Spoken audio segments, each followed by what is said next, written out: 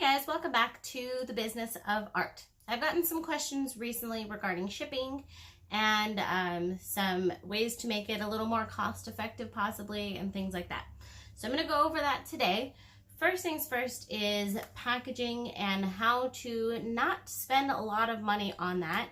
Personally, I hardly spend any money on packaging. It's mostly tape. I have all of my friends and family and just people that I know save boxes for me, and that can be from their Amazon orders or if they get some new furniture or whatever it is. Just have them all save their boxes and I save all my boxes. Now if you don't have any friends or family, you can also go to like a local grocery store, Costco, a dollar store. They generally have boxes that they just get rid of. You can also go on Craigslist and look for free boxes. Often these boxes already have packing supplies in them. They already came with bubble wrap or peanuts or packing paper, things like that. So if you just kind of start collecting all these shipping materials that are have already been used and you're just going to reuse them, that right there will save you a ton of money. And that's probably a good 80% of the things I ship are in reused boxes. And that can even be the water boxes I buy from Trader Joe's. I reuse those and ship you guys paintings in them. Another thing is these are bubble mailers. I get these from the Dollar Tree. So they're $1. They work for 8x10, 11x14, and multitude of other sizes. They won't necessarily work for the bigger sizes, but even for those, I'll just use 2 of these and I'll just tape them together in some fashion if I need to. And lastly, if you're shipping priority mail, which a lot of times that's actually the cheapest way to ship if you're in the US, of course, you can get free boxes from the post office. They have both flat rate boxes and then they have regular boxes that are not flat rate and they go by weight. So once you get a little more familiar with how much things weigh and how much that weight will cost to ship across the country, you can definitely utilize those boxes. And often I'll bring my piece all wrapped up and in a box. And if I'm not sure, I'll have the post office weigh it and tell me which box is cheaper or which way of shipping it is cheaper. And they will do that. No problem. They don't care. If you want to go extra crazy, you can get yourself a scale. And you can use, all the sites have calculators. The USPS website has calculator. Etsy has a calculator if you're selling via Etsy for shipping. So there's a lot of resources. But if you're unsure, you can always just package something and take it to the post office and they'll tell you exactly the answer.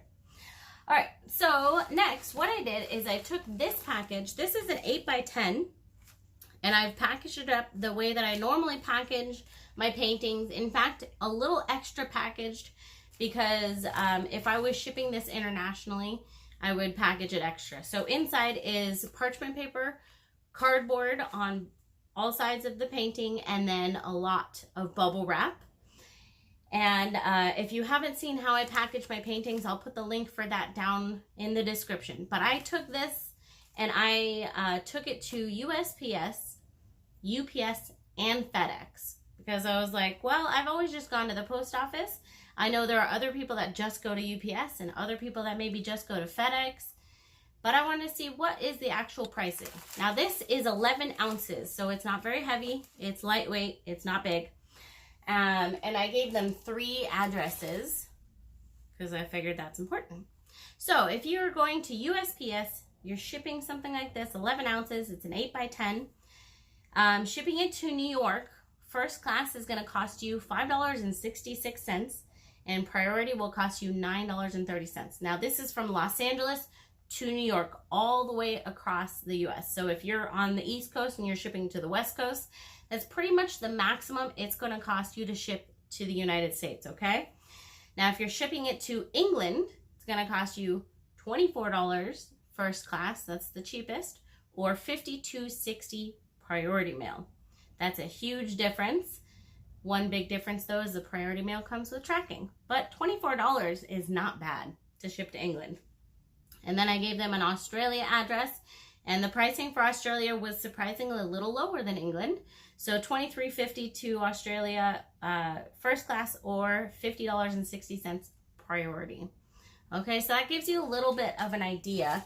If you're shipping something this size via the post office, to go international, $24. To go all the way across the US, $6 to $10 basically. Okay.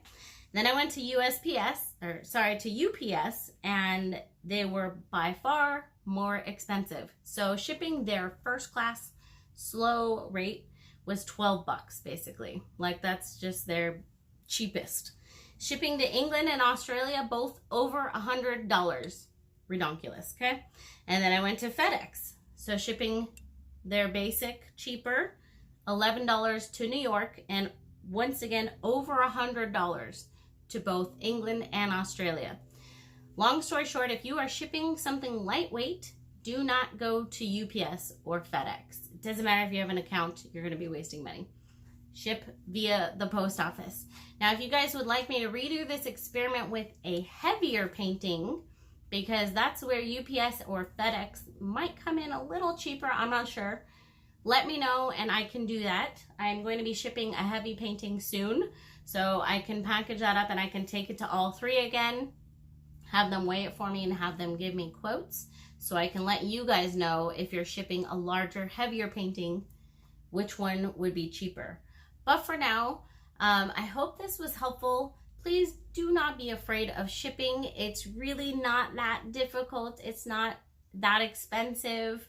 If you are planning on doing a lot of international shipping, it can get expensive, but, well, the customer pays for the shipping. That's how it goes. If they're in Timbuktu and they want your painting, they're going to have to pay for the shipping. I would not ever recommend rolling the shipping cost into your artwork, unless, you know, maybe you're shipping really locally and it's really not that big of a deal. But even then, I like to keep them separate, especially for tax purposes. It's, you don't want that extra $10 that is actually shipping and it's actually an expense for you to be counted as your income. Okay, I'm not going to give you tax advice, and you should talk to a tax attorney if you have any questions, but that's just my thought process on it. All right, guys, hope this was helpful. See y'all next time.